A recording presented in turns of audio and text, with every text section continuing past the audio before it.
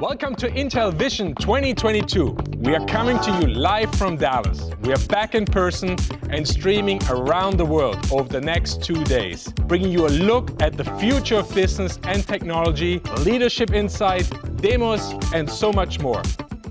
Hey, I'm Christoph Schell, Intel's new Chief Commercial Officer. I'm so pumped that you could make it. Before we go to the keynote, I really wanted to come in and have a sneak preview at our showcase. Come on in. Come with me, I'm late, but I really want to show this to you. Look at what we've built with our customer and partners, just for you. Come on, I'm really late. You have Dell here on the left side. Check them out when you come down here. Come on. Let's turn right here.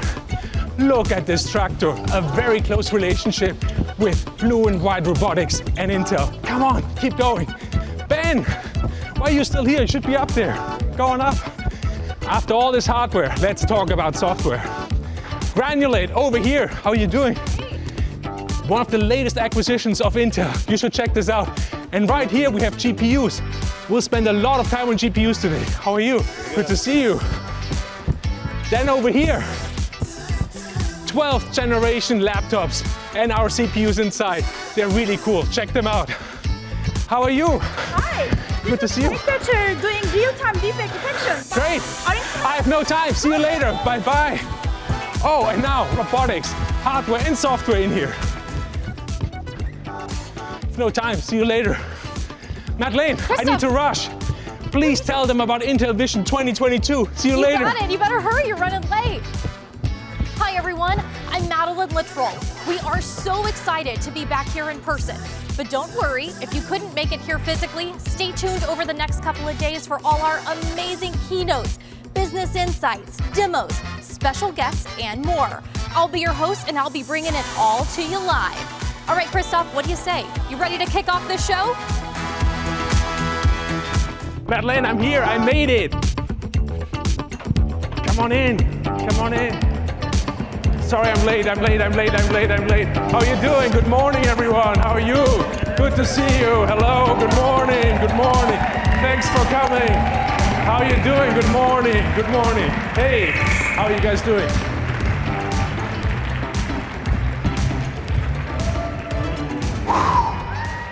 I'm so happy to be here. I made it. Welcome to Intel Vision 2022. Let's get the show started. Intel CEO, Pat Gelsinger.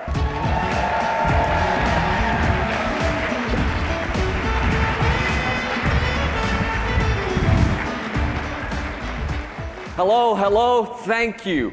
It is exciting to be in person. Does that excite you? Excites me.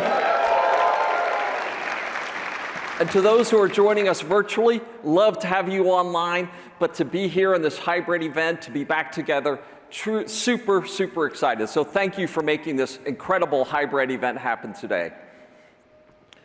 Today, I hear from my leaders. You're going to hear from my leadership team. We're going to hear from our numerous partners that we have with us, and of course, our customers. And we're going to talk about how we're applying technology, how we're delivering the resources and scale to enable you to capitalize on the power of technology. We're going to share how the Intel solutions and services are building blocks for your digital transformation. All of us are adapting to this new environment where the future of work, and as we return to work, and as we figure out how we can continue to have access to the services and data, we're seeing this insatiable demand for compute and this increasing drive to deploying that at the intelligent edge and taking advantage of AI and inference solutions. Today, the pace of technology is the fastest of your life. It's also the slowest of the rest of your life, right? And I've been saying that for a couple of years, and it just proves the point that the speed and impact of technology in humanity and how every aspect of our human interaction has become technology-centric. And today, I believe we're sitting at this precipice of the digital renaissance, where we're challenging the complexities of tomorrow and how we're interconnected and how we rely on leading edge technologies. But we also need to partner across industries borders and disciplines. And we've seen through the supply chain disruptions just how intertwined our environment and how important it is for us to collaborate in new and effective ways. And we're seeing this pace of technology adoption increase every day. A historical example or two, first, when we think about the smartphone, launched in 1994, and today, 50% of the world owns one. In 1990, less than 1% of humanity had a persistent connection to the internet. Today, over 62%. By 2030, expected to be 90% of the planet is connected. Truly, we'll have connected everyone and everything. As we've seen in the pandemic, sometimes it takes a week to make a decade of progress, but often in periods of relative calm, when there isn't any fundamental disruptions. We don't have the social will, the legal structure, the economic power to make these dramatic changes. Sometimes it takes a decade to make a week of change, other times a week to make a decade of change. And we see that we're just getting started with this digital transformation that has been induced by this incredible period of history when everything has been upended and our status quo requires a new and fresh view. And we have this choice to drive, this opportunity to make these fundamental choices, not between what was and what is, but what is and what will be. Technology has been this powerful bridge in this COVID period of time. It has enabled us to navigate through COVID. But what happens if it all goes dark?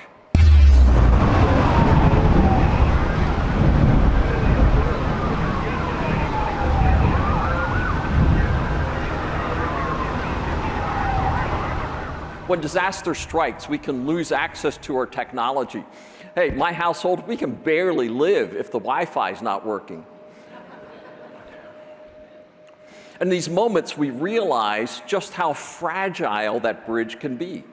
We're excited to show you real time here how we're working with the industry on next generation 5G solutions. We have a partner, Taiwan Pegatron, a leading device manufacturer, a great partner for many years, but as many of our partners, and particularly those in Taiwan, they've just grown up. And now they're delivering in larger suppliers and expanding beyond their initial roots. And in this case, they're reaching into 5G networking, and not just an opportunity to grow a new business, but also to do a good thing. And what they've done is they've designed for extreme conditions. Think of it like earthquakes, tornadoes, natural disasters where the comms infrastructure would be knocked out. And imagine that you were a first responder. You're showing up for a disaster relief situation and you have no communications. And built on Intel platforms and software technologies, Pegatron has developed a portable 5G solution for base station and for emergency responders, where they can set up a network but also connect and provide satellite connectivity for backhaul. And so here we have, in the size of a small suitcase designed for extreme conditions, a base station. And up here we see the radio link that they can set up, the link to the outside world. And imagine the sight of a massive flood and trying to rescue the stranded people that would have. This network was set up in less than 1 hour. Over here we have a 5G phone that we're setting up, so 5G connectivity, special devices, general devices. Also we have a 5G camera. And we can see our camera feed here. Wave, everybody. Okay, so show some more life. It's been a long time since we've been together. Yeah. Hi, Mom. We also, up here, we have our 5G drone, right? Imagine that we're able to bring 5G Wi-Fi connectivity to the drone environment as well. And we have volunteers. I stole a few people from the audience today, so if you can bring up your phone here and you can wave at me. There we go. Act alive. Come on. You're supposed to be good volunteers. Yeah, that's better, right? So we see them up on our screen here, right? And we can imagine these are first responders, right? Do you all have your CPR certifications? I hope so, right? And showing up and how they can connect, organize, resource. And one of my favorites here, we have our Dell Rugged, fully waterproof, fully mil-spec laptop. And it's capable of everything, right, in every situation. I'm not sure if it's teenager-proof, though. And it's also built using our latest Intel vPro technology. And this 5G network is capable of delivering hundreds of megabits per second. And if we bring up the screen here, we're operating right at about 900 megabits per second. So clearly the high bandwidth requirement that's needed for a first responder video connectivity seeing the environment. And this solution is possible because of the deep partnership that Intel and Pegatron have had, where we're taking advantage of advances in 5G, availability of wireless spectrum, fully leveraging the Intel software FlexRAN platform using our Xeon scalable platform. And you can think about this as a blueprint for next generation commercial 5G vRAN deployments. And this could be in a variety of different business settings where you set it up for a smart factory environment, smart city environments. And as Pegatron said, they couldn't have done this without the partnership with Intel. And we have a great breakout session today where you can see this and many other use cases in action.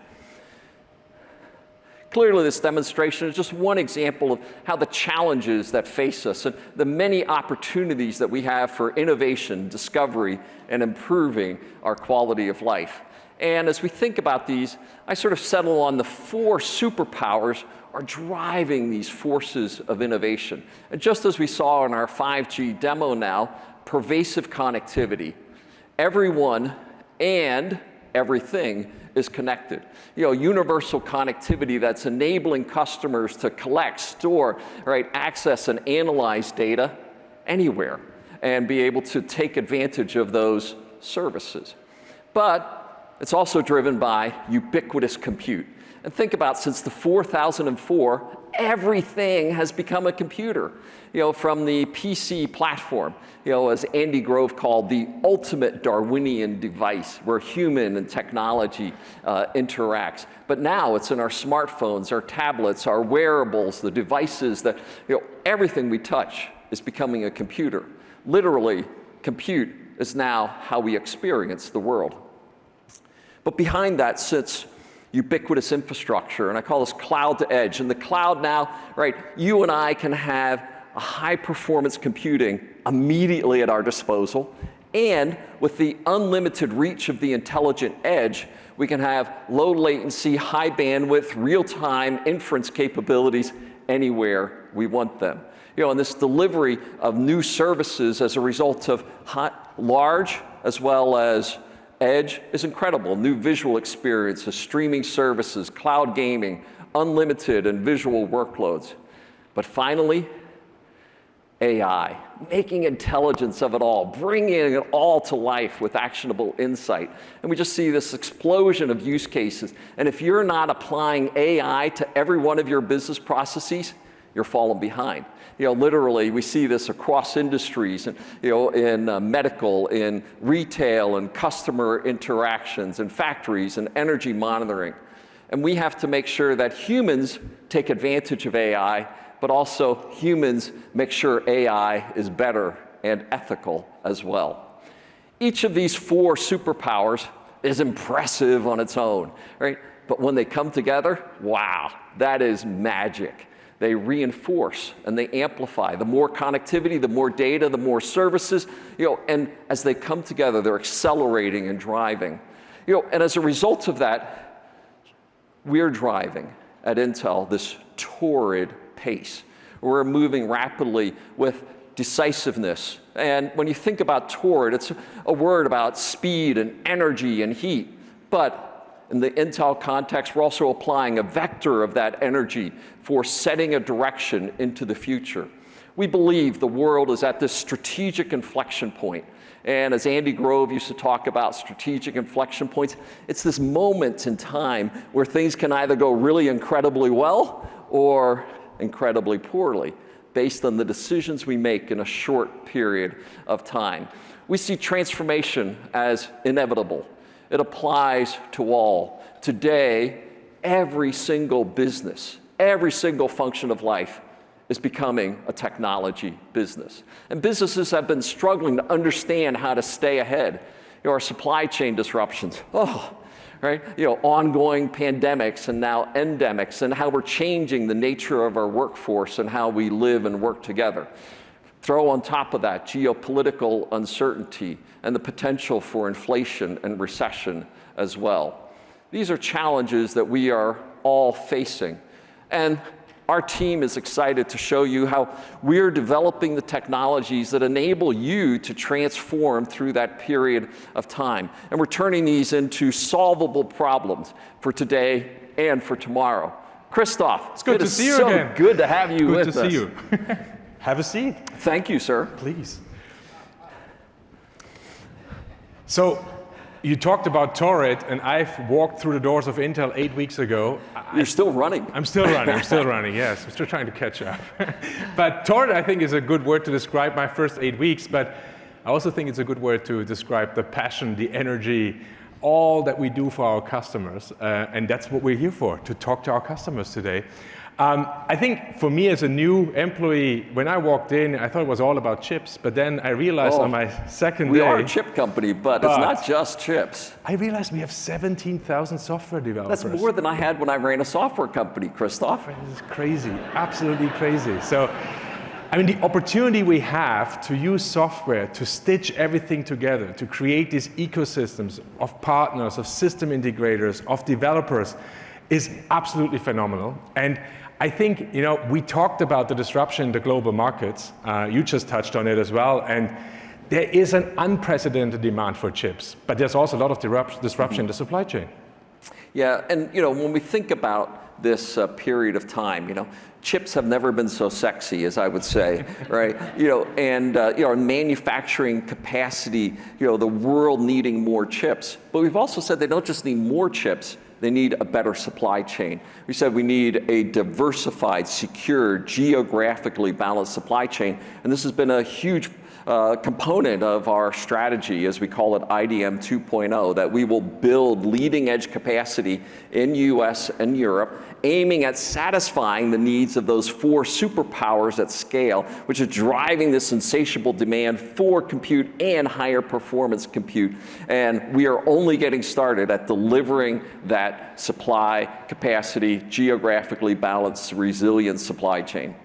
I think after 2 years of COVID, we are all supply chain experts by now, but some are really better than everybody in the room here. And one of them I have here, Keyvan Esfarani. He runs supply chain for Intel, and he is with us remotely. But Keyvan, how are you doing? How are things looking from a supply chain point of view? Hello to everyone at our first ever Intel Vision event in Texas and online around the world. Here at Intel, we are taking both the short-term and long-term actions to increase global capacity and improve the global supply chain. In the short term, one advantage of our manufacturing strategy is that we can adjust quickly to customer needs and remix which products are coming off the line based on changing demand. For example, in Q1 alone, we remixed close to 3 million units of CPUs based on shifting customer demands. It is not just about Intel products though. The digital renaissance has placed tremendous strain on the supply chains all around the world for displays, power supplies, substrates, and many other critical components. To mitigate constraints, Intel collaborating closely with the ecosystem throughout our supply chain, with our suppliers, with their suppliers, and with our customers. One recent example would be how we have worked with our substrate suppliers to develop a more efficient manufacturing process, basically helping them to help us, which has benefited Intel directly, but also our customers. And in the long term, our mission is to make sure we are not limiting the growth of our customers by lack of our capacity. And strategy is not what you say, it's what you do. As we have previously announced, we are investing significantly in expanding our manufacturing capacity in both US and Europe. In the US, Intel is building 2 leading-edge fabs in Arizona and expanding our advanced packaging technologies in New Mexico. And we announced the construction of a leading-edge chip manufacturing facility in Ohio, the Silicon Heartland, which will help build a more globally diverse, resilient, and sustainable supply chain, ensuring reliable access to advanced semiconductors for years to come. We also recently announced a landmark investment spanning in Germany, France, Ireland, Italy, Poland, and Spain. This is a holistic investment strategy to drive innovation and create a world-class chip ecosystem across Europe. And with Intel Foundry Services, Intel is opening its fab doors wide to serve the needs of our customers across the globe, many of whom are looking for more geographical balance in the semiconductor supply chain. Together with our ecosystem partners, we will build a flexible, resilient industry that provides opportunity to our customers to pursue their business strategies. Thank you, folks, and back to you, Christoph and Pat. Thanks, Keyvan. So he has a lot of concrete trucks working for him. He does, and he's actually leading the change. He is really getting it done. So Pat, this was a great opening. Thanks a lot for the discussion we had, and you will come back later. Absolutely. Thank you, Christoph. Take it away. Okay, see you later. So,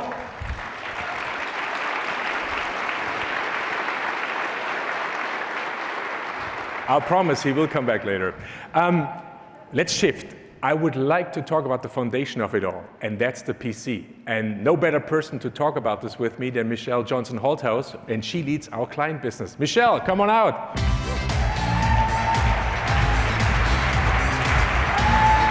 Hey, buddy. How are you doing? Great to see you. Please have a seat. Thank you. Michelle, the good Christoph. old PC. Yeah. The foundation of it all. What are you seeing out there? Well, technology is at the forefront and the center of everything that we've all been facing over the last 2 years, and it starts with the PC. You know, the PC is really the human touch point that we rely on to focus, create, connect, and drive our business forward. And we saw this during the pandemic, and I truly believe it's here to stay. Yeah, I think so too. I mean, this hybrid work that we are now entering is, again, all centered around the PC. It is. And you know, you and I worked together quite a bit over the last 8 weeks, and we're on our phones all the time. Yeah. And I would never say that a smartphone isn't an essential tool for work, but I would really encourage you all to imagine what the last 2 years would be like if you had to work from your phone. You couldn't have been productive and connected while remote without a PC. And that rumbling tells me I think we're spot on there. Yes.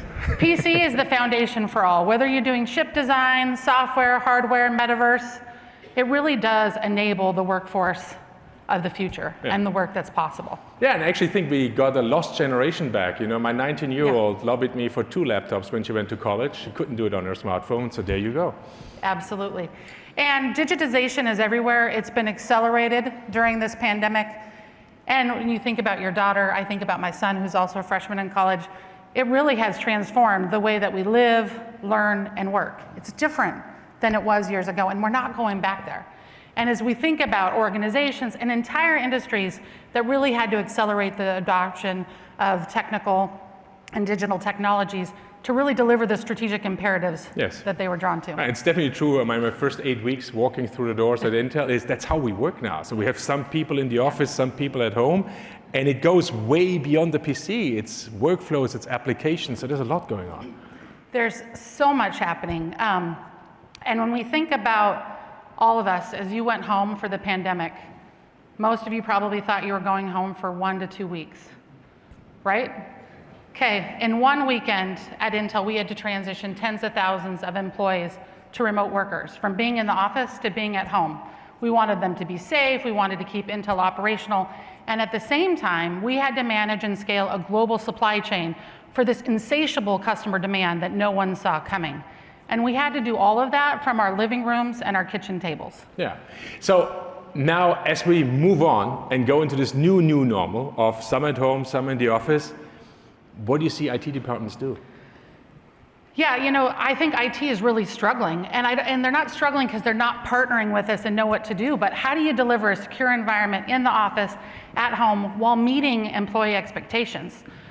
Employees expect a better PC experience than they've ever expected before, and they're expecting their leaders to deliver that PC. And you and I have talked quite a bit about this. There's over 140 million commercial PCs that are 4 years or older.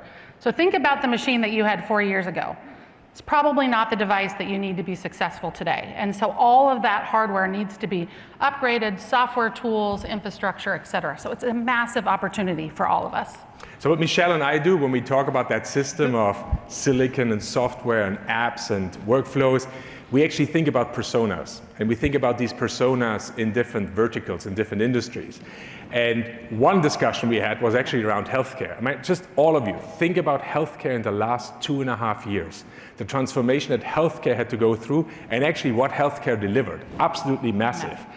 But this will continue. So forward-looking, what is happening in the healthcare industry and what are we doing for them? Yeah, it's been changed dramatically, as you have said. And if you'd like, I'd like to take a deeper dive into that. Jump right in. So as Christoph said, over the last 20 years, we saw some digital transformation in healthcare. But over the last 2 years, the advancements in healthcare from a digital perspective have been absolutely astounding. Telehealth by physicians jumped from 25 to 80%. Remote patient monitoring by physicians up 2x. Healthcare professionals are using video conferencing 2x more. I think each of you can probably reflect that you've engaged with your doctor in a different way over the last 2 years, and that's here to stay. We're not going backwards, and that's just a few of the trends. Tomorrow, our CTO, Greg Lavender, will talk about AI technology that's finding brain tumors and driving better patient outcomes. Technology is at the forefront of healthcare, and it's here to stay, and hopefully we see this pace of innovation continue forward. And no one knows this transformation like the enterprise solution architect from Intermountain Healthcare, Rob Summers. Rob, please join me on stage.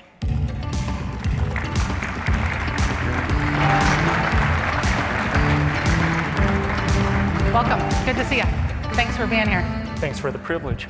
For those of you who don't know Intermountain Healthcare, they've been a leader in digital transformation, and they were already on this digital journey and leading it. But the pandemic made you have to go even faster. So maybe can you talk a little bit about how vPro Technologies helped with that transition? Love to, thank you. It's great to be part of this and truly an in-person event again after the pandemic. This is wonderful. It is. And thanks for the opportunity to share our story. So, and yeah, thanks for calling out and acknowledging that we have been, Intermountain Healthcare has been a leader in the telehealth space. We've been a pioneer there for over 8 years, really. And the pandemic, so we were a little bit ahead of the curve in that regard. However, we had our own in-house developed telehealth platform. It was built on Microsoft Skype for Business. And many of you are aware that Microsoft announced the plans to sunset that product. That kind of forced our hand a little bit into partnering with another telehealth provider, the build versus buy strategy and whatnot. We decided to partner up. And this was just prior to the pandemic that we were to begin implementing this new telehealth platform. So even though we had those years of experience, and we were grateful that we did, we ended up migrating over to a new telehealth platform at that same time. Now, telecritical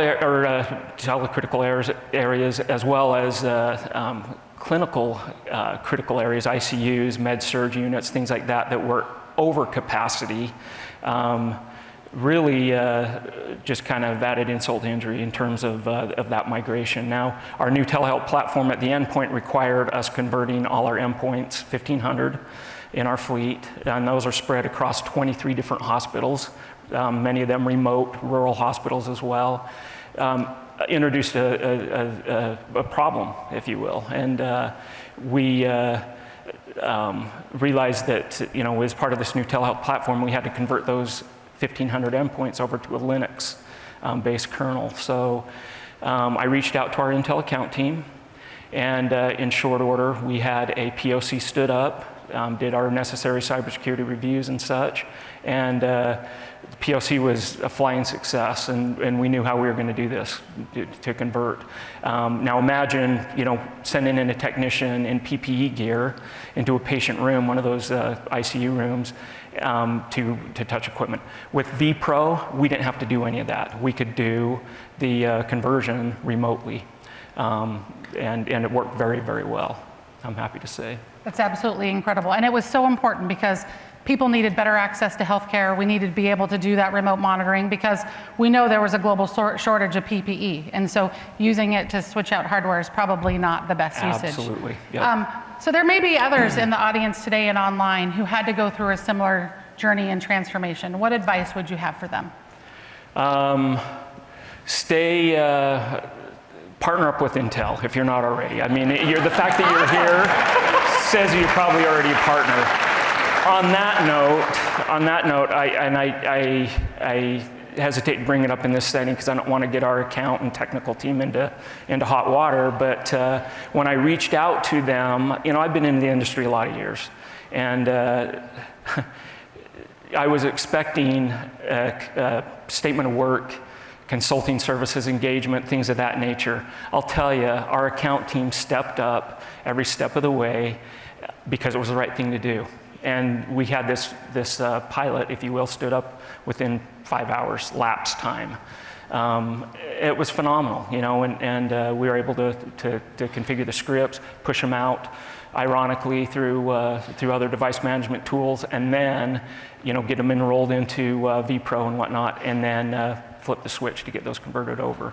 And it was flawless. It was perfect. The only time, incidentally, that we had to enter in a patient room was when there was a hardware failure. That was it. We were able to do everything else through bare metal management that vPro provided. That's fantastic. And when we think about the 41,000 physicians in Intermountain Health, the 23 hospitals, to be able to do that, get it up and running in 5 hours, I think really shows the partnership. And what we hope as your partner is the way we show up every day. So thanks for coming, Rob. Thank you. Right. Appreciate it, Thanks, Michelle. Rob. Thanks so much.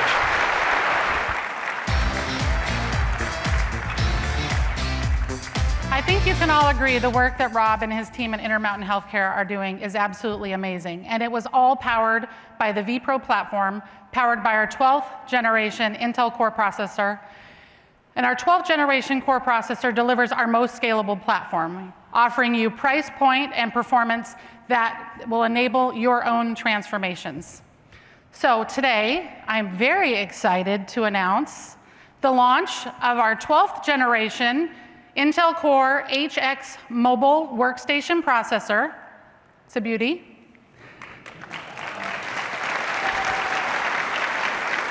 It's our final product in our 12th generation family. It's created for the professional who needs maximum performance and flexibility. It offers up to 16 cores of performance and up to 5 gigahertz speeds, delivering unrivaled performance.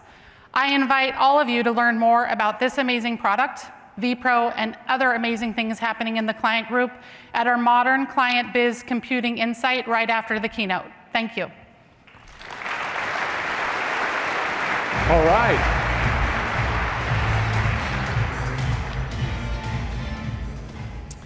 Okay, so now we talked about the future of work. Let's talk next about the future of compute and what it will mean for all of our lives. And there is no better person to talk about the future of compute and data centers than my colleague, Sandra Rivera. Come on out.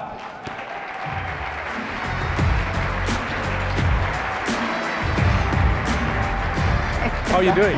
I'm doing great. How are you? Have a seat. Thank you. This is great. I think I'm going to put one next to my desk in the office. It's really cool. So, Sandra, welcome. Good to see you. Thank you. How are data centers helping our customers today? Let's start there. Well, the data center provides the foundational infrastructure for our customers to process all of the data that continues to grow every year and to provide the near real-time insights and intelligence that customers need. By 2025, IDC predicts that the amount of data that is being created and replicated will more than double. And our job at Intel is to make sure that we help customers make sense of all of that data in standing up services that billions of people around the world can leverage daily. We're working with customers to deploy multi-cloud solutions, deployed both on-premise and in the public cloud infrastructure, leveraging cloud as an architecture, as a business model, as a deployment model, and as a service. And we're focused on solving those problems for customers every day. I think for us, the best outcome is if our customers can focus on running their business and we help them run the infrastructure. Is that correct? Right. That's right, Christoph. We really provide the hardware and software solutions that are easy to deploy and manage, from the cloud to the edge to the enterprise, all the way out to the client, helping customers accelerate their time to market, reduce their total cost of operations, and importantly, accelerate their time to revenue. And a great example of this is the work that we've recently done with online ticket provider StubHub, that wanted to transition their business applications from on-prem to bare metal servers running on Google's cloud. In moving to the cloud, StubHub was able to expand their capacity to meet their growing customer demand while lowering their overall IT spend. And they were able to gain 64% performance improvement while lowering their overall licensing costs.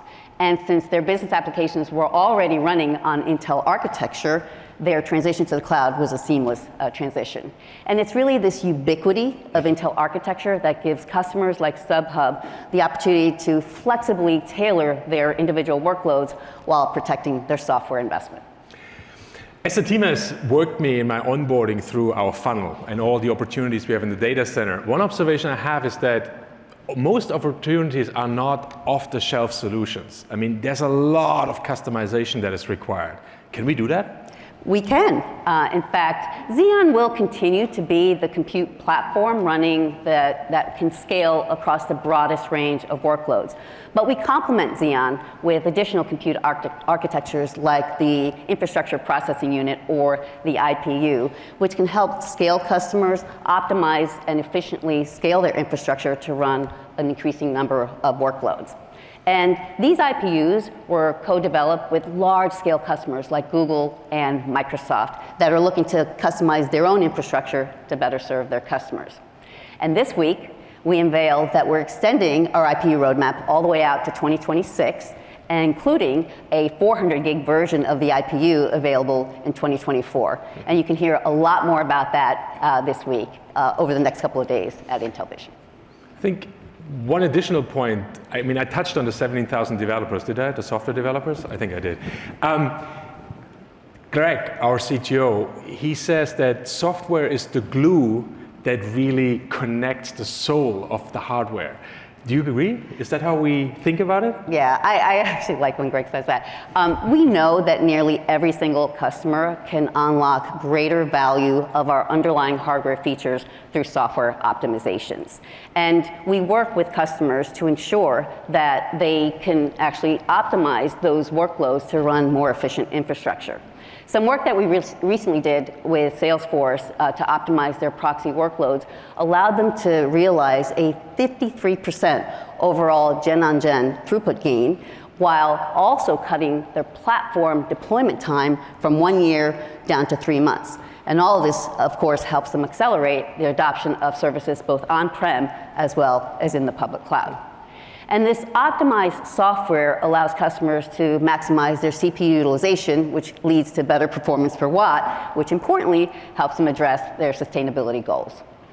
When I was running through the showcase, I saw our latest acquisition, Granulate. You saw me sweating.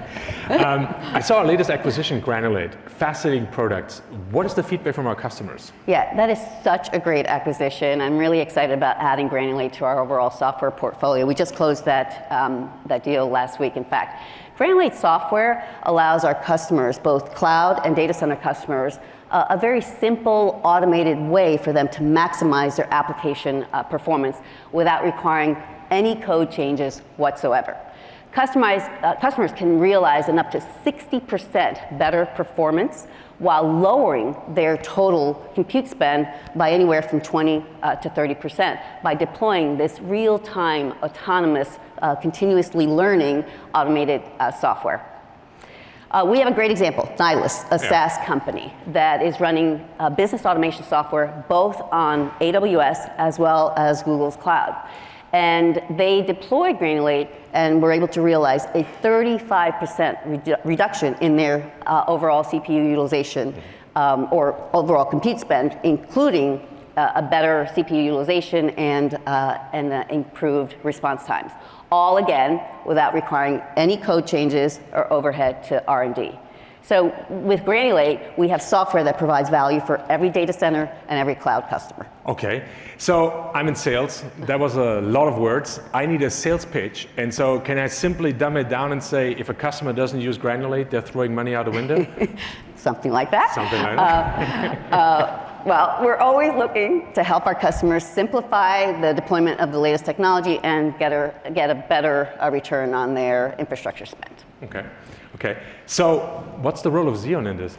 Well, Xeon is the foundation of the data center infrastructure, and this year we're introducing our 4th generation Xeon Scalable processor, codenamed Sapphire Rapids. And I happen to have Sapphire Rapids right here.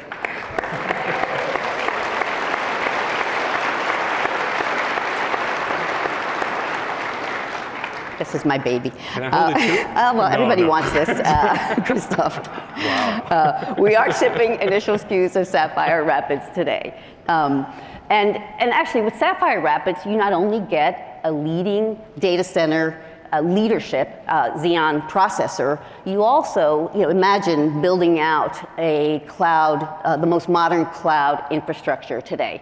You're going to need an AI accelerator, a networking accelerator, a crypto accelerator, and a database accelerator.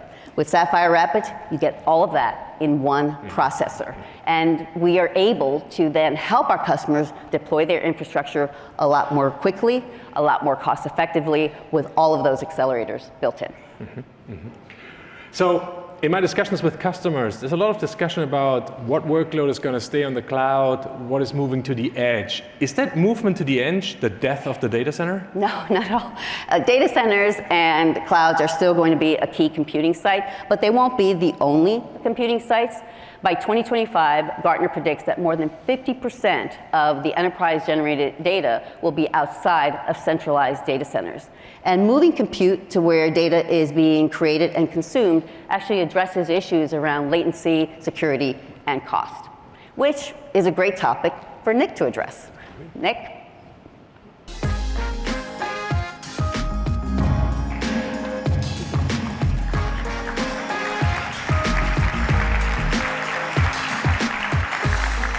Christoph, Sandra, every week I talk to at least one customer who's looking to introduce edge computing, that's computing on their premise at the edge, in order to improve their business.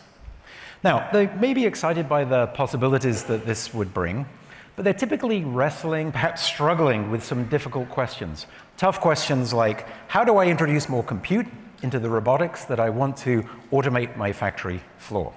How can I use AI to have better visibility into my supply chain in order to be able to control it better? Something that's very timely right now for all of us. And how can I use compute in order to better understand what is hot, what is selling right now, in order to adapt my retail business? And of course, everybody is asking, how can I stay ahead of my competitors? Because of course, they're all asking and wondering the same questions as well. So everybody is trying to think about this edge computing, but it's complicated because a typical edge computing solution requires multiple pieces of hardware, software stitched together, sometimes in quite a complex way. And that's why Intel has been working for a number of years, working closely with partners right across the industry and with customers in order to understand the problems that they have, in order to be able to put together entire solutions that work for them and the problem that they are trying to solve. That means the software, the hardware, the tools, and building out an entire ecosystem of equipment vendors, system integrators, software vendors running on top. In fact, over the last 4 years, we've put together at Intel over 300 market-ready solutions to help our customers to get started. And those deployments are now at 45,000 deployments in over 160 different countries. And almost half of those, 20,000, were in the last year alone, right in the middle of the pandemic. So digital transformation of pretty much every one of our customers' business is driving more compute to the edge. Now, easy to think this is a bit of science fiction, because we've all seen the videos, but what is it really like in real life? So I want to introduce to you today two founders of a business that is started in Atlanta, which is bringing edge compute to embrace how you can build a new type of retail experience that is frictionless, touchless, and fully automated. So, Nourish and Bloom Market.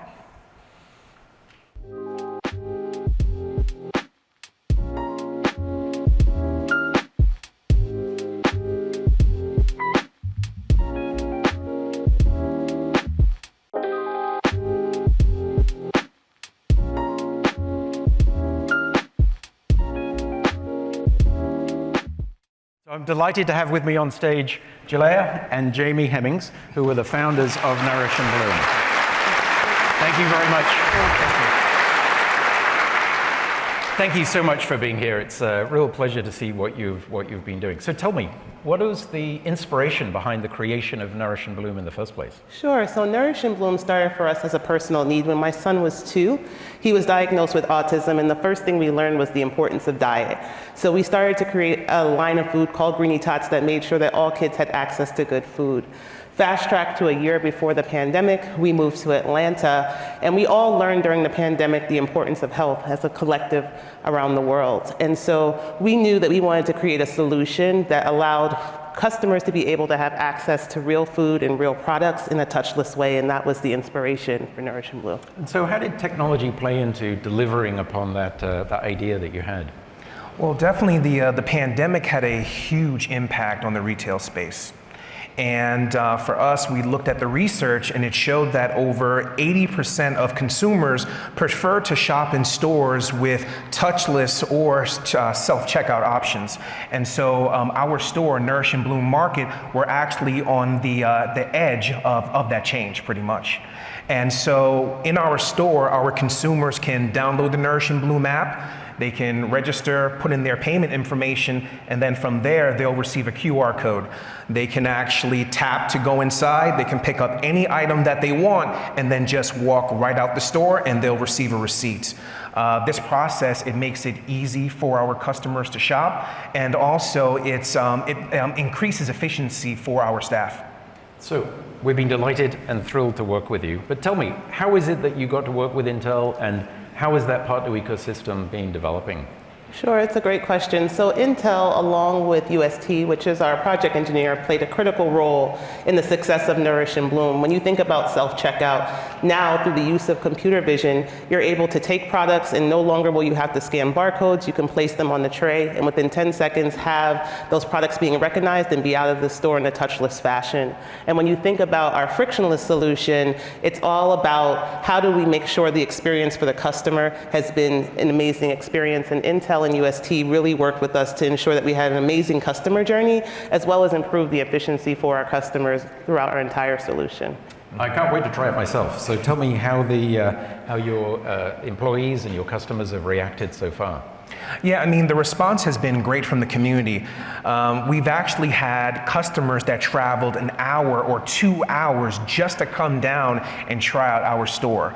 The demographics is actually amazing. I mean, we have 6-year-olds that are coming inside the store and shopping, 8-year-olds, 10-year-olds. But the most surprising thing for us is the older population. I have a 70-year-old customer. She has downloaded the app and she goes in, she picks up items, and then she just walks out. And the reason why I tell that story is because of the fact that if she can adopt to this technology, anyone can adopt to it. So what's next for Nourish and Bloom? Well, for sure, we're looking to expand all over the country. We want to make sure that Nourish and Bloom markets are available to everyone. And we also are looking at putting Nourish and Bloom in the metaverse. So we're really excited about that. But we're excited mostly to be partnering with Intel and UST to make this possible. Mm-hmm. Thank you and congratulations. Thank you so much. Thank you.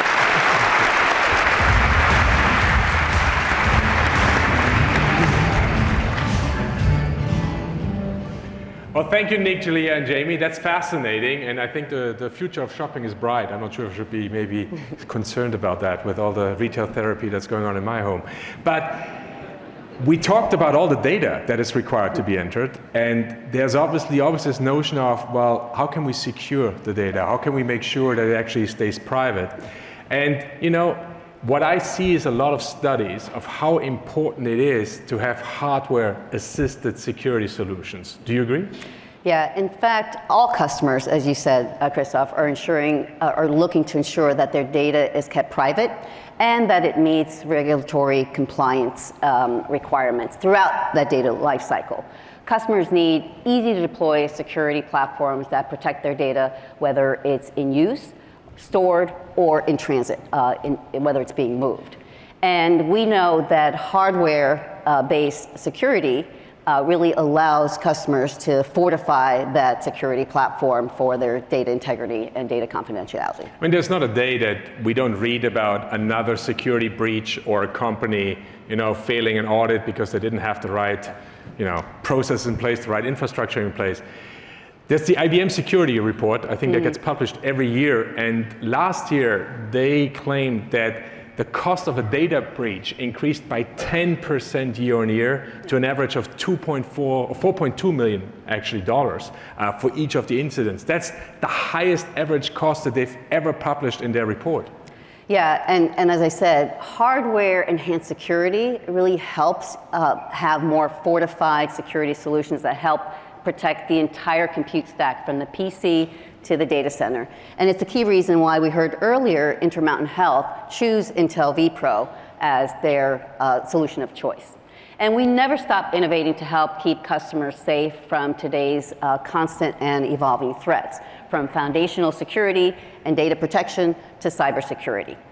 We provide customers a trusted choice for secure computing at all layers of the stack running on Intel hardware.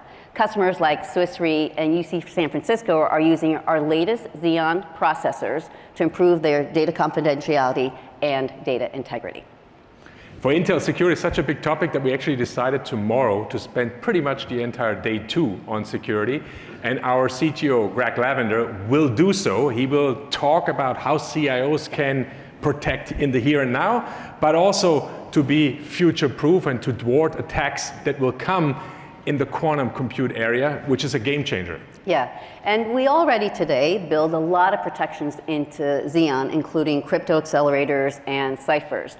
But with a new key technology called Intel Software Guard Extensions, or Intel SGX, we can provide additional protection by keeping data and sensitive IP inaccessible to unauthorized parties or other software running in the same platform. SGX is a core technology within Microsoft Azure Confidential Computing. And customers running their applications want to ensure that their data is kept protected, particularly when they're sharing infrastructure with other application providers or where they have multiple parties collaborating together. And to talk a bit more about that, I'd like to invite Tim Fraser, head of Bosch's mobility sector, to join me on stage. Tim?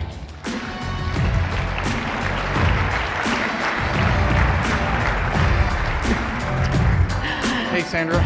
Welcome, Tim. Welcome to Intel Vision. It's great to be here. Well, with all this talk about data privacy, I wanted to ask you to talk a little bit more about how confidential computing is helping Bosch protect sensitive machine learning models.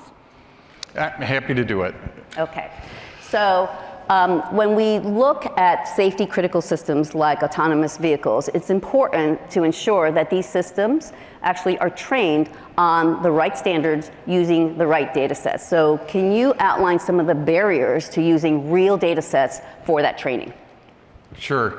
So when we start looking at our machine learning and the complex safety systems like autonomous, you have to train it on the complex systems. You need large amounts of real-world data, and some of that is bounded by privacy regulations. So to achieve those safety standards, it's really desirable to use a combination of real-world data as well as synthetic or obfuscated data, so that the data sets are using things like obscuring facial data in the data that we collect. So that's one of the key things to train our machine learning. Yeah, so can you explain a little bit more about how Intel technology is helping train actual video from autonomous vehicles and making that a reality? So we've been studying trustworthy computing or confidential computing in our Bosch research group for some time. And with Intel, we implemented a rapid deployment proof of concept, which was amazing. We were able to do it in a very short period of time.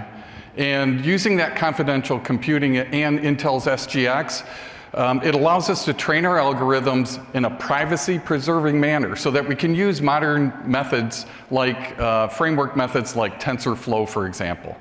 And safety-critical systems use the original data from well-protected and encrypted data sets. So security, again, is really important.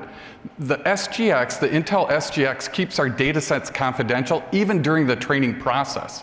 And training in the cloud using the confidential compute with Azure, it's one, more economical, and it's really a flexible way to train our machine learning.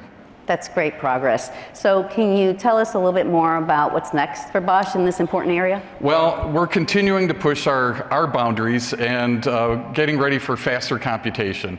One of the important elements is taking what we just did in that proof of concept, deploying that into our rapid development processes, and we're looking at use cases like our highly autonomous driving, and it's we're using our up-to-date databases, so it's really indispensable here. My colleague Dr. Stefan Gerer from Bosch will be talking more about the Bosch and Intel collaboration on this topic, so go check him out if you're interested at 1:45 today. He's in the security track that you just mentioned, so it's exciting. Not to be missed session. Thank you so much for joining us today, Tim. Thanks, Sandra.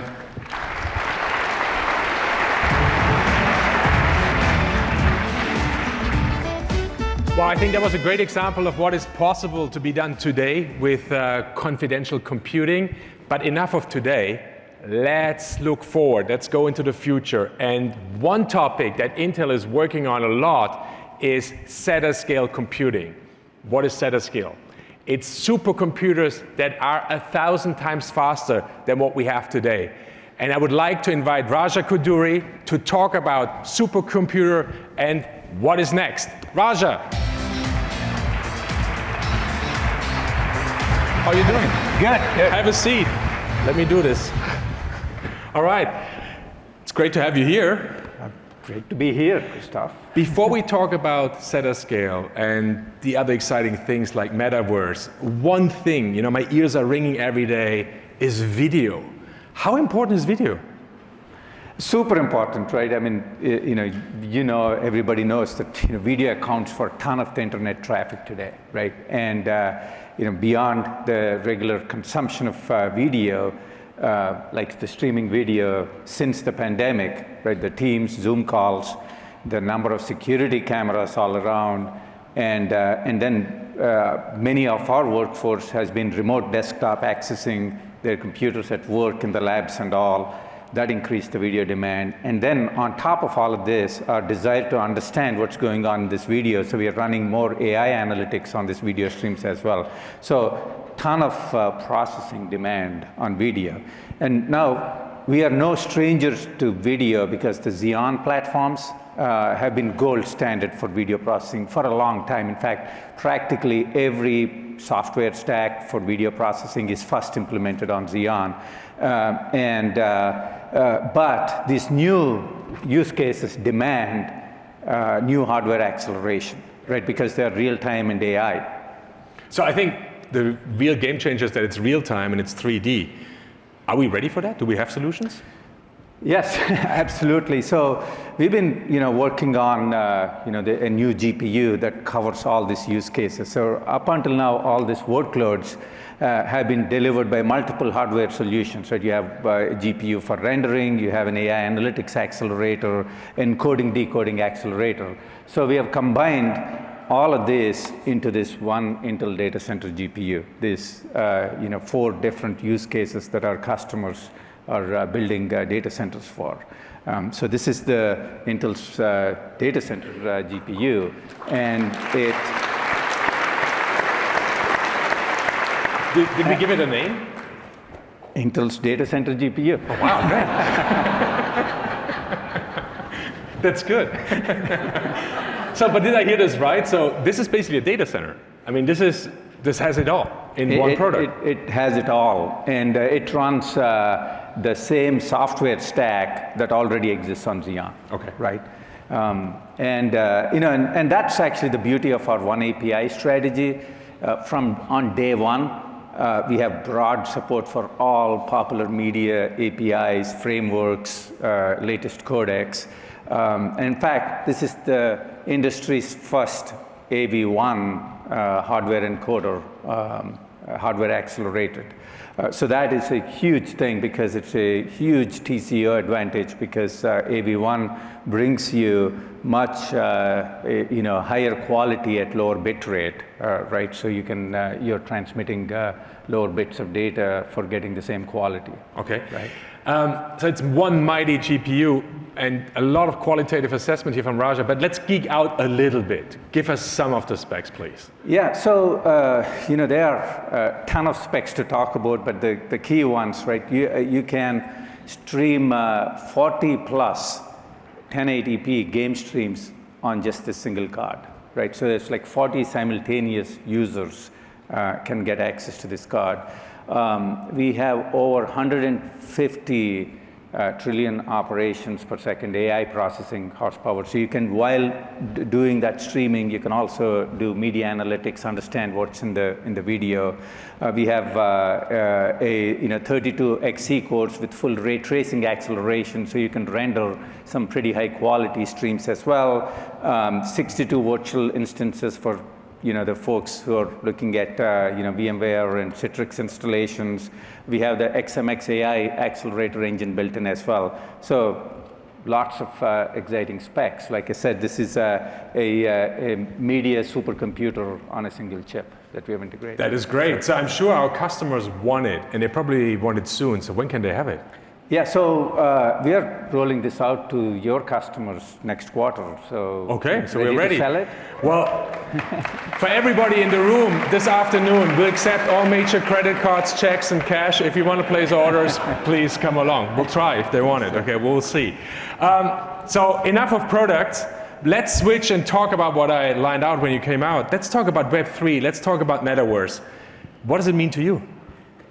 Yeah, so metaverse is this fictional word, means a lot of things to a lot of people, but for me, it means basically, right, that a virtual world where all the the physical boundaries are erased. There are many thousands of folks that are joining this event.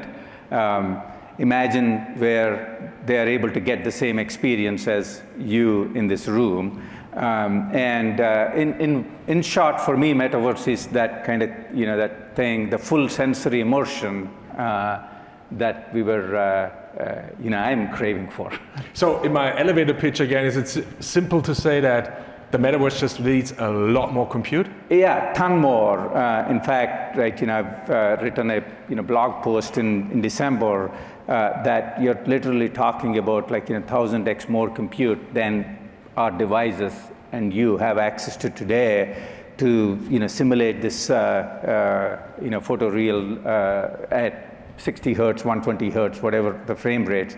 You practically need, every user needs an equivalent of Exascale compute for each user, right? How you get it is the challenge that we all have. To solve. Yeah, how do we deliver that? So how would we get there?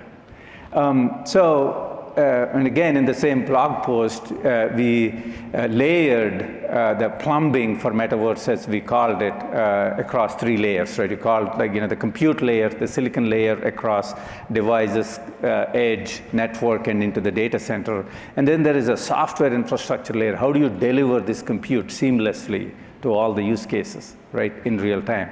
That also needs development. And then there is the intelligence layer on top, where there is a lot of interesting research activity going on there. I won't talk about that much today, because that will take, we can talk for hours on that. So there are advances across all these 3 layers needed to kind of finally deliver the promise of metaverse. So what are we working on these 3 layers? Yeah, I think in particular the infrastructure layer. Yeah, obviously we have our entire silicon roadmap, geared towards solving these kind of advanced use cases. One critical thing that I'm super excited that we're working on is this thing called Project Endgame, which is how to deliver this continual compute for metaverse, right? Okay. And, so I think that's super exciting. How far along are we? I mean, how much longer do we have to wait to get Exascale to me? I can't wait to show a demo of where we are, right? I think we have one here. That's probably what this laptop does over here. Let me move this to you. Yeah. So the closest thing that you have today to see what this full sensory immersion is Unreal Engine 5, right? This is the latest and greatest rendering technology. And we have it, a demo from them running on this, pretty powerful gaming laptop. It's a gaming laptop, right? And so you already see actually this laptop saying, hey, the video memory has been exhausted. Expect extremely poor performance, right, on this, relatively high performance device. And if I, try moving around here, right, it's pretty stuttery, right? It's just not a great experience. And I'll show you a little later what this entire environment is. It's a spectacular simulation of the entire city, real-time simulation of an entire city. So that's kind of what you... That's experience today. Yeah, that's the experience today. Very if you're painful. on road, this is not much of a metaverse, right? So, no. So let's... Not very exciting, really not. So let me show you now, right? I get out of this, and you see this icon here. It says continual compute disabled. So I turn on this continual compute infrastructure, and I launch the Unreal once again here. And what this basically does is it looks for compute power outside of this laptop? Outside of this laptop, anywhere within the vicinity, within the latency requirements of this experience. In fact, we have a desktop box with a lot more compute available across on the stage on the other side. So I could charge you for this. If this was my PC and you tap into it, I could charge you. But see the experience you're going to see right now, right? So it's like, a lot more smoother, right? And, I can actually, fly around and see the entire city, including the traffic on the freeways here, and it's actually spectacularly complex rendering with lots of polygonal complexity. It's switched on a kind of a wide frame view. So this is. This is, I'd say, kind of the lowest bar for kind of the full vision of metaverse, 4 or 5 years from now, but where we are.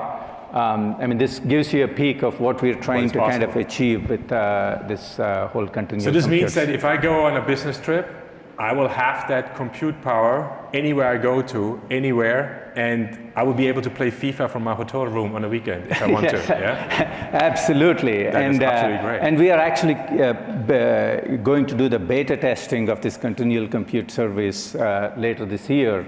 And I'm sure we can sign you up with an alpha account for the internal users right away. You absolutely should. I'm before a great we leave tester the show. of technology. Yeah, so that's what we got going on this continual compute stuff. I'm looking forward to that. So we did talk a bit about Exascale computing, and Pat actually made it one of our moonshots, and we think that we will get somewhere by 2027. How's it going right now?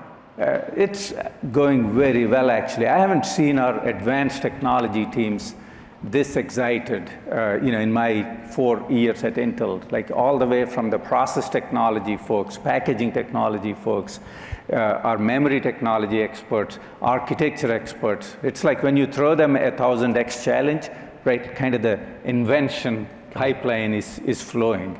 So it's going really well. Okay. And just to give the scale of the problem, right? I have this, what is Exascale? It is 1 followed by 21 zeros. And just this year, we are about to enter the Exascale era, with 1 followed by 18 zeros, right? And do you think we might be exaggerating? I mean, do we really need that much compute?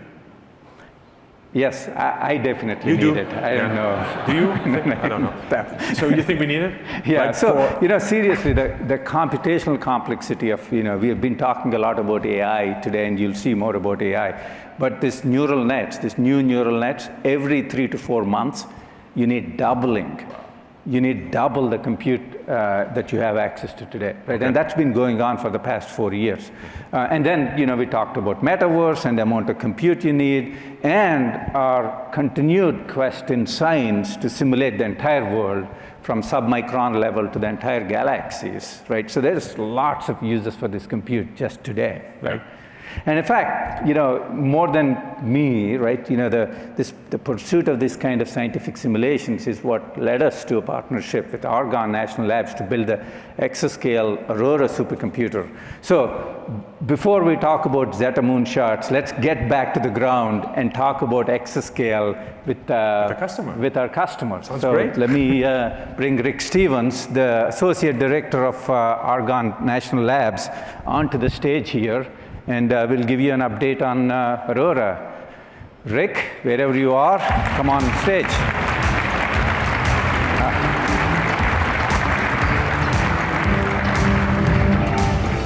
See you, Rick. Oh, it's great to see you, Raj. Yeah, so, the first question. Do you need all this compute? Of course we need this compute. 2 exaflops, right? We need a lot of flops. Exascale is just the beginning, but we need a lot of compute power to solve simulation problems, whether it's to predict the future climate, whether it's to design new batteries, whether it's to work on new cancer treatments, new drugs, or even to improve manufacturing or prototype the metaverse. Yep. So, a lot of people here, including myself, right, want to know more about Aurora. Where are we on Aurora? Where are you with Aurora? Well, we're starting to build Aurora. Aurora is made of a large number of compute blades. You can see them there. Each compute blade has 2 Sapphire Rapids Xeon scalable processors. It has 6 Ponte Vecchio GPUs, all integrated with a high-speed network, and then each of these blades is connected to thousands of other blades into a switch that make up the system. This will be one of the world's most powerful systems when it comes online. Yeah, the blades are beautiful, but how is the overall data center install going? Well, it's been a massive effort to install it. Let me show you what we've installed so far this year as we're building it. As you can see, the system is massive. It has racks for 10,000 nodes, 60,000 Ponte Vecchios, and 20,000 Sapphire Rapids CPUs. We've already installed the Intel Deos storage system, management nodes, and cooling infrastructure, and we've put in place a validation system with Sapphire Rapids and PVC processors in place right now for applications testing. And the whole team can't wait until we get the system up and running. Yeah, we recently delivered the validation clusters to Argonne to put in place in this excellent data center. But beyond all the hardware, exaflops and beautiful data centers, we also want to talk a little bit about the software challenges to bring Exascale. Rick? Well, programming a machine with so many compute elements is really not easy. But fortunately, we've partnered with Intel to work on one API as a new programming model for programming the nodes on this system and across the entire system. Using one interface, we can program the CPUs and the GPUs. You have one code base. It's open, standards-based, and you don't have to change your code as you move from CPU to GPU during development. It just works. And it makes it really easy to develop lots and lots of applications for supercomputers. You'll hear a lot more about one API tomorrow as well. And when we started this journey together, right, making Exascale available to everyone, beyond the national supercomputers was one of our, vision's goals. And Rick, how are we doing on that, or you have any updates on how we make this available to everybody? Well, we're making progress. Of course, to drive R&D innovation in the US and across the world, we need to have more programmers, more developers that have the excitement and vision to work on large-scale scientific computing. So we're happy to announce that starting now, Aurora will be available. Well, you can make a reservation for academic and industrial research where you're interested in pursuing breakthroughs in science and engineering. We're taking reservations, setting up development accounts, and getting teams on the early systems to build software so that when Aurora stands up on day one, we'll have applications running. So I can get an 2 exaflop account.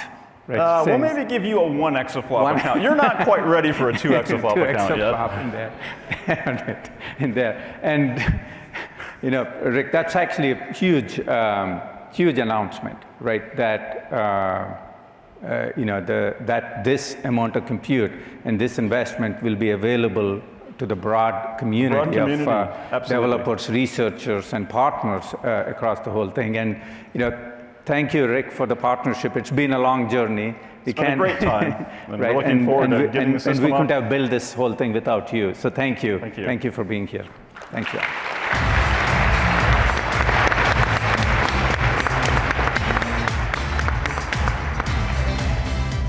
Nick, Sandra, thanks a lot for coming back to my little living room area here. Another topic that I think is fascinating is AI. And I think a lot of our customers actually are trying to understand what AI can do for them. What can it do for them? Well, as you said, AI is increasingly critical to all customers in nearly all workloads as customers use AI to solve a variety of complex problems, including accelerating genomics research and improving healthcare and identifying defects in soil to increase yields. AI is actually even being used in your PC, Christoph, to remove unwanted background noises like barking dogs. I could use that now. Yeah, would have been handy last couple of years, for sure. But yeah, so you see AI being deployed everywhere. And the emergence of the intelligent edge, which is lots of compute with lots and lots of machine learning AI inference, means that our customers are starting to bring their compute much, much closer to the data that they're generating, that they're wanting to analyze right there where it's happening. Yeah, although we know that deploying AI can sometimes seem daunting to customers, but with over a decade of work, removing the complexities for customers to be able to deploy AI at scale, Intel is truly democratizing AI by making technology more accessible for businesses and helping them accelerate their digital transformation journey. And a great example of that is the announcement we're making today with Accenture on Project Apollo.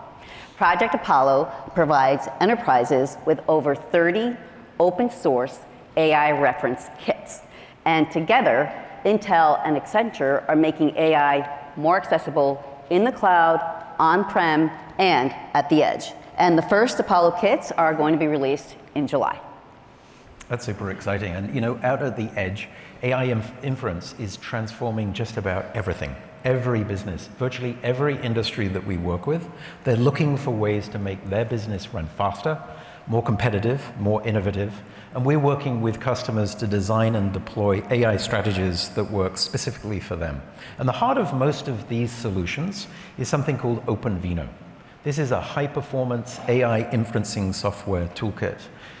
OpenVINO enables their software developers and their system developers to write their model once to a particular API, and then OpenVINO takes over and it automatically optimizes it for whatever Intel AI hardware happens to be running underneath. So this allows them to mix and match different solutions. So in some cases they want more performance, in some cases they want less power. However they do it, one software will then be optimized for whatever they're happening to use. So that way they maximize the return on that software investment.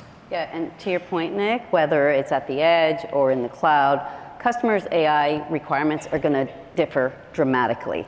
Customers need AI solutions to analyze both structured and unstructured data, and they need AI solutions to scale across the entire data flow. And we really give customers that range of architectures to address their unique requirements. And by doing that, by making it easy to deploy AI, whether it's on-prem or in the cloud, we bring it all together with a single open software programming environment. Our approach allows applications to run on the hardware that best meets our customers' needs. In fact, today, much of the AI data flow actually runs on Xeon, something that many customers don't know. But with Xeon, customers get the AI they need on the CPU they have. So let's look at one good example. So John Deere, who many of you know as a manufacturer of tractors and agricultural equipment, has been open since the mid-1800s. So we worked with them on an AI solution that would help them solve an age-old problem, and that's detecting defects in the welding process while they're manufacturing that equipment. Now, the problem in the past has been this is a very labor-intensive operation. They need skilled technicians with many, many years of experience in order to be able to see that weld, in order to determine that it's been defected. But often, it happens too late, after a sub-assembly has been created or the entire product is ready to go out the door. This is very expensive, very time-consuming. So we worked with them to generate a solution where they can automatically analyze the video of the weld in process in order to immediately catch the weld defect before that sub-assembly gets built, before that product is ready to go out the door. So of course this speeds up the process, it reduces the amount of scrap material, but in fact it's kind of modernizing an entire industry. Yeah, and my favorite part about that example, Nick, is that the AI defect detection is actually powered by Intel Core CPUs, our Movidius VPUs, our OpenVINO software, and all implemented with third-party solutions. So while we're on the subject of tractors, I'm going to move now from how those tractors are built to how they're operated and how they can be automated literally out in the field. So I'm going to invite onto stage the CEO of Blue White Robotics, Ben Alfie, as well as Chris Swan from Federated Wireless. Please come join me. Great to see you. Thank you, thank you. So we're going to be learning about precision agriculture. So Ben, tell me, what was it that kind of inspired you in the first place to create Blue White Robotics? Well, thank you for having me here. And you know, at 2050, we're going to have 10 billion people on this planet. And with labor shortage and the way we do agriculture today, bringing food to each and every one of us, it's at risk. So Blue White Robotics' mission is to create the 21st century sustainable farm. What we do, we take existing platform and transform them to autonomous. And while they operate autonomously with machine learning and AI, we collect data and use that data to increase yield, to increase productivity and safety. So you've put edge computing right onto the tractor itself, right? So how is that real-time decision-making changing what you can do? Well, and here comes a big partner, you guys, you know. What we found out, that those places we talked about here, increasing more zeros, but we had zero connectivity and we had zero edge computing. Okay, there is no edge computing at these areas. And what we find out now and what we did with Intel and our partners here, we created local network that enables communication and enables us to understand what is happening in the farm and to actually create this 21st century farming. This is one. And on the other side, edge computing that needs a lot of decision making, just like you talked here before, a lot of edge computing on board with decision making in places with no air condition to make it happen. And thank you for Intel for making it happen. And I hope together that we will accomplish that vision of bringing food to each and every one of us on this planet. So I came out to a rather remote part of Northern California, to the vineyards where you were actually doing this, and I had no cell phone connectivity, yet you were uploading and downloading data from the cloud, and that was really because of Federated Wireless. So Chris, tell us about how you made that work. Thanks, Nick. Yeah, you really need a private 5G network to make it happen. And with Federated Wireless, we've been deploying citizens broadband radio spectrum, or CBRS networks, for years. Whether they're in factories that you talked about earlier, using video cameras or smart robotics, or in a field with our partners at Blue White Robotics, connecting tractors and sensors in the field. So we were able to take that technology all the way down to the tractor IoT device level, up to using CBRS, connecting up to radios on the farm. And then those radios are connected back into a core network running on Intel Smart Edge. And then from there, we're able to connect to the internet and to all the farm's back office storage and other systems. So, pretty amazing technology, and amazing partners like Blue White, where we continue to expand and do more together, pretty much every week as we innovate. So. And tell us a little bit about how you've worked with Intel, how that's gone, what technology that you're using. Yeah, so the technology really takes advantage of a lot of the things in the Smart Edge. Again, devices, radios, back into the Smart Edge. We're able to induce a number of things that are important for that area: security, network connectivity, and then we're really excited about the FlexRAN products. What's happening as we get to the next generation of wireless connectivity, there's going to be more devices. We have to cover more geography, more topologies that are challenging with trees and other things that get in the way. And with that, we'll need more radios and more connectivity. So with the FlexRAN products, we're able to really disaggregate some of that and hit cost points that we've never been able to hit before. And those of you who are watching the farming community and the expenses that are rising know that cost points and return on investment is hugely important to them. So, big thanks to Intel, big thanks to Blue White Robotics for making that much more realistic, and a great future for all of us. Good. Well, it's been great partnering with you. Looking forward to many more years working together. So thank you very much. Keep doing excellent job. Thanks for having us here. Thank you.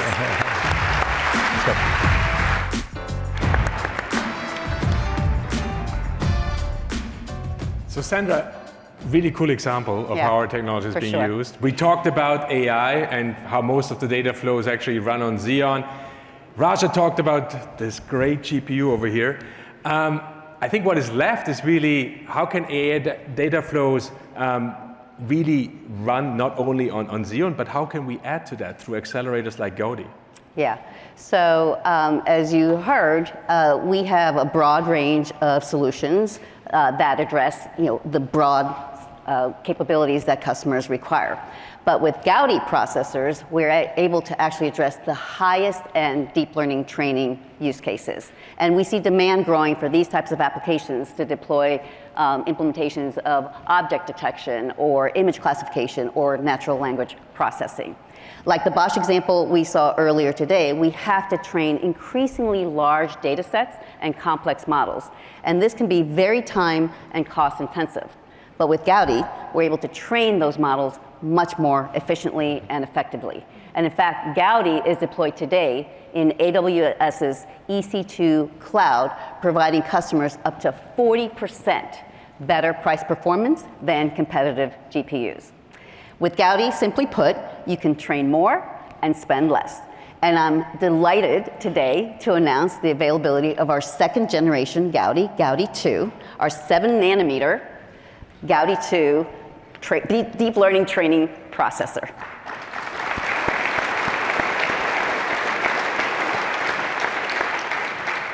And Gaudy 2 is launching today, providing customers with a major leap in deep learning performance. And to talk more about that, I'd like to invite Eitan Medina on stage to show us a demonstration of Gaudy.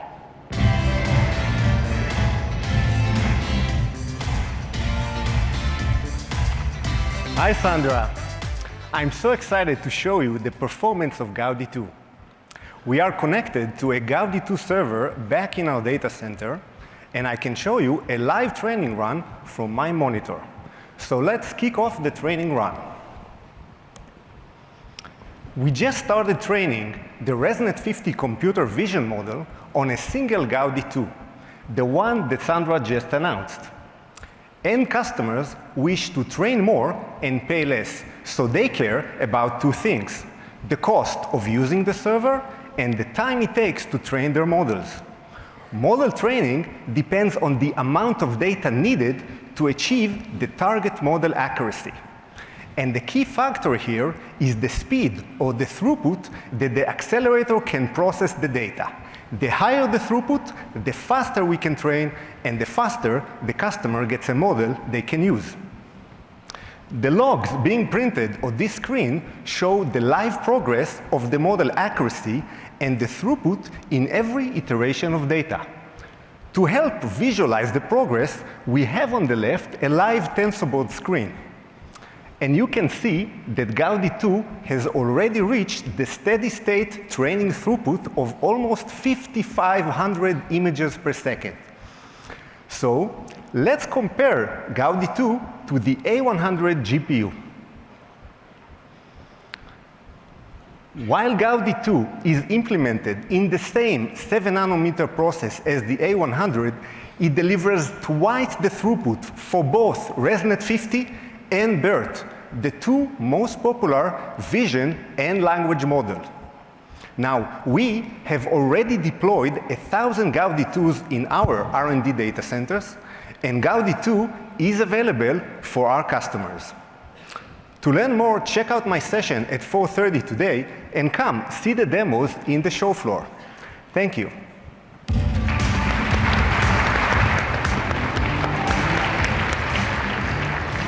And thank you, Eitan. And we can see that we can use Gaudy 2 to accelerate time to train, which benefits all our customers. Sandra, this was great. Thank you for coming out here to my living room and spending some time with me. I think we've so far showcased some really incredible innovation, and that really shows the advancements and how Intel will help businesses and entire industries to unlock future opportunities. But I think we need to pause and need to get the bigger picture and question ourselves, is this all we can do to ensure a brighter future for all of us?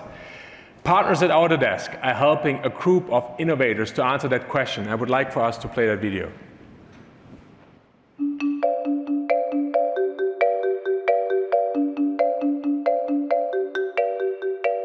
We call our participants geniuses.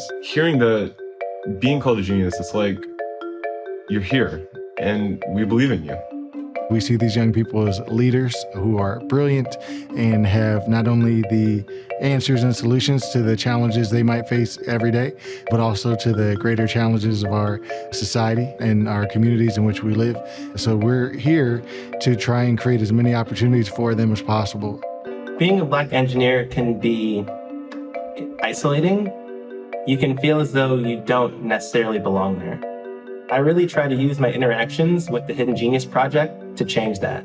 Our partnership between the Hidden Genius Project and Autodesk has been tremendous. The apprenticeship program is a combination of a lot of different things. We expose them to Fusion 360, a computer-aided design software. We added a little personality to my drone. I call it the gold box.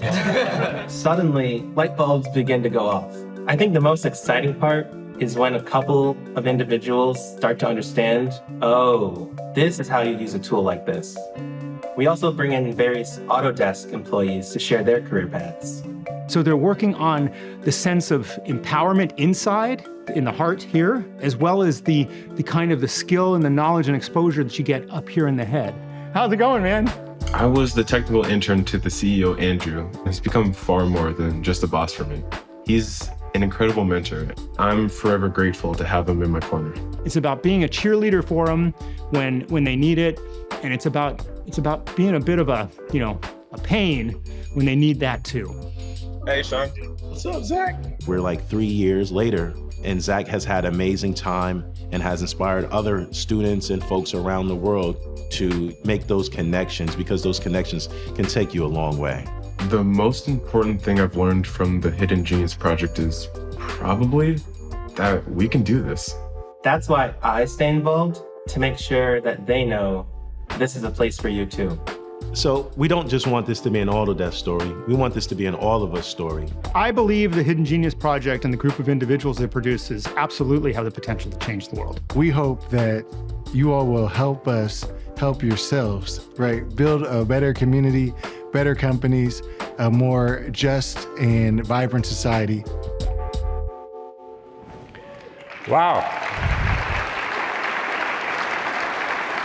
So I think this was an incredible example of how we can empower the next generation of the workforce. And I think to double click on this and share a little bit more of how we, Intel, are working with industry and education communities, I would like to invite on stage Marcus Kennedy, our GM of Intel's Gaming, Creator, and Esports segment. Marcus, come on out.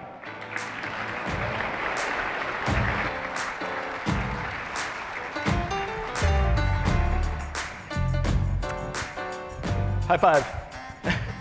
Thanks for having me, Christoph. And I want to tell all of you that there is a rapidly increasing need to ensure that the youth of today have the right skills and access to education and technology to become the workforce of the future.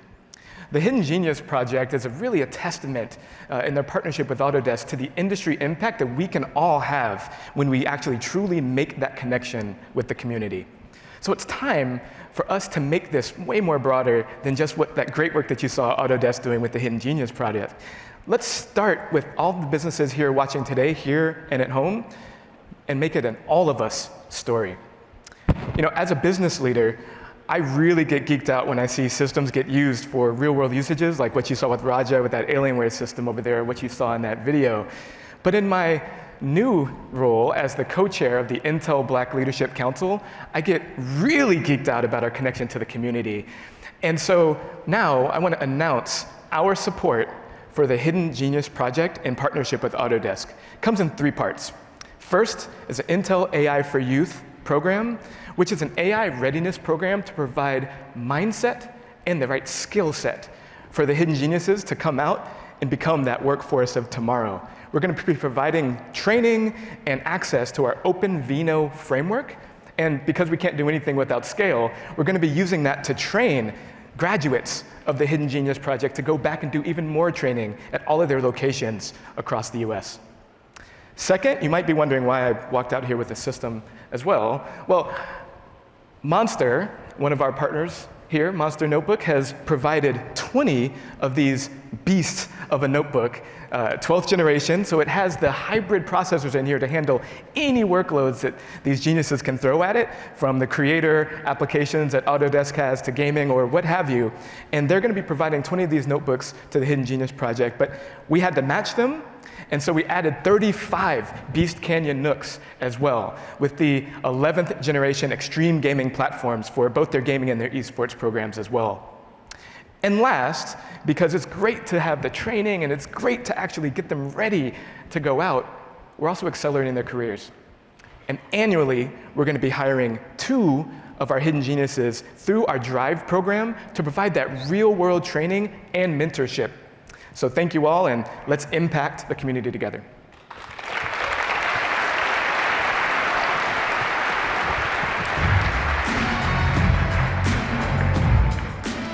All right, so let's make this a call to action. I would like all of you to lean in, join and support the workforce of tomorrow. The world needs it, and I really think that the kids deserve it. So let's be near now the end of today's keynote and really think about how we can impact lives. I want us to take a moment and talk about AI innovation and how we can impact next generation technologists and future developers. Last year, Intel introduced the first annual AI Global Impact Festival, and the objective was for us to help democratize AI and celebrate AI innovation. Before I ask Pat to come back out and close, I'm going to say goodbye, but let's play the video and show you the inaugural AI Festival winners. Talk to you later.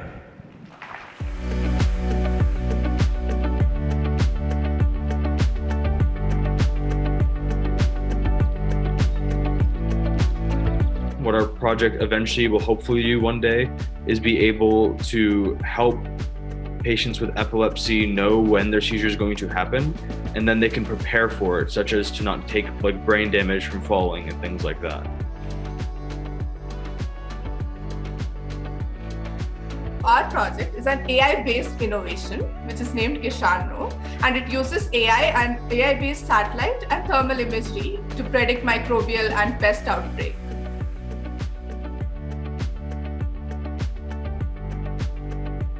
I created Project Fatigue. My application is for drivers who are often exhausted during especially long trips. The primary task of FATIC is to wake the driver apps from microSIP phase and also save users' data, behavior data, for example. I wanted to create something new can be used in the future. So hopefully one day it can help millions of people not have to suffer the consequences of a seizure, like the immense amount of brain damage or possibly even death. Aspire to be someone who does make a change.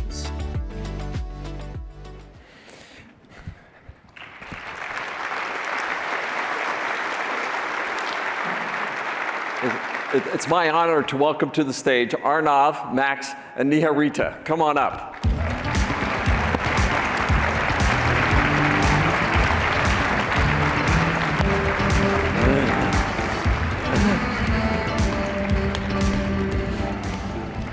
You know, it's always incredible, the basis of technology, how governance and this coming together of technology, next generation of talent, and how we can work together to make society better. And what really excites me about our three winners today is their passion about making technology truly a force for good, something to make society better. And with that, we wanted to ask each one of them to answer a question for us here while we have you on stage. And for that, what I'd like to get from each one of you, and we'll start with you, Arnav. And Arnav is we love all three of them, but Arnav is from our Arizona campus, Maricopa Community College, right next to our big Chandler fab facility. And ask each one of you to answer the question: what's the biggest challenge for the future, and how would you use tech to solve that problem? Go ahead, Arnav. Awesome, thank you. This is a really tough question to answer because there's so many important issues that come to mind. You have issues like food security and climate change. However, in terms of scope, from my perspective, I think the greatest challenge of the future is eliminating the impact the disease has on our lives. Almost everyone in the world faces at least one ailment during their lifetimes that impacts their well-being. And of course, due to globalization, we have to take into account shared health risks now, like the recent pandemic. Thankfully, I believe that we're now at a point, computationally speaking, where advances in edge computing and artificial intelligence are going to directly impact the development of our medical technology. And this is really important because a lot of a common pattern between illnesses is that the earlier you can catch them, the easier it is to mitigate their impact on patients. So in an ideal world, I envision that we will have systems that continuously, or at least frequently, monitor for biomarkers for these diseases, so that way diseases that used to drastically change people's lives become no more than an inconvenience in the future. And I believe that Intel can power these systems. Oh, that's incredible, Arnav. Isn't that fabulous? And over to you, Max. And we have a big site in Poland, and just thrilled to have you here as one of our winners. Tell us, Max, the same question. Every day you get up and look by the window and you see beauty of the world around us, nature, art, and I think this view is the most motivating thing in our life. And during the last 100 years, people have created something impossible for me, incredible. We start automobile car, green energy, machine learning algorithms, which I use in my project, FATIC. And I think we create technologies to see the world more and more beautiful. But this world has never been seen by blind people. And this is the biggest change for the future, is to blind could not only see the darkness. When they get up, they can not only feel, but also see every piece of world. Why? Because the 310 million people who are currently blind or partially are normal people who, just like me or you, want to see their parents, their mother, their children. And I think this is the biggest change for the future. And we can solve it, but focus on connect our body with enemy world. And this is my perspective, to change the darkness to the light for those people and for our society. Yeah, that's incredible, Max, bringing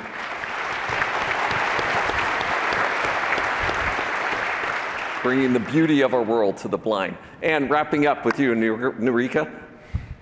So I believe that the biggest challenge for the future would be to provide access to quality healthcare for everyone and everywhere across the globe. As you know, I come from a country with a massive population of 1.3 billion people. And people residing in rural areas rarely get access to quality healthcare facilities. But I do certainly believe that affordable and quality healthcare can certainly be a possibility, especially with technologies like AI. Artificial intelligence has certainly played a very important role in effective disease diagnosis during the pandemic. Several states in my country itself have launched AI-based programs that have democratized many public healthcare initiatives. We have initiatives like Arogya Setu and e-Sanjeevani, which was launched by the Indian government to track COVID-19 patients and help them get immediate treatments and diagnostics, all with the power of AI. I would like to leverage all these advancements in technology in the healthcare sector and take them to the masses. I would like to ensure that every citizen in my country has the right to quality healthcare with minimal efforts. Wow.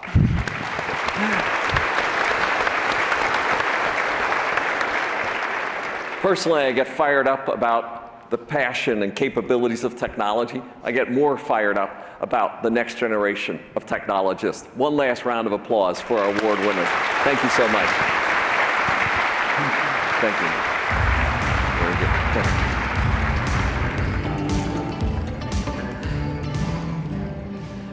Every aspect of humanity is becoming digital. Everything digital runs on semiconductors. And hopefully you've got a glimpse today of how Intel is bringing our depth and breadth of intelligent silicon, our open secure platform technologies, our manufacturing at scale, and how they will enable us to partner with you so we can focus on the opportunities and fuel the next generation of innovations that your business specializes in.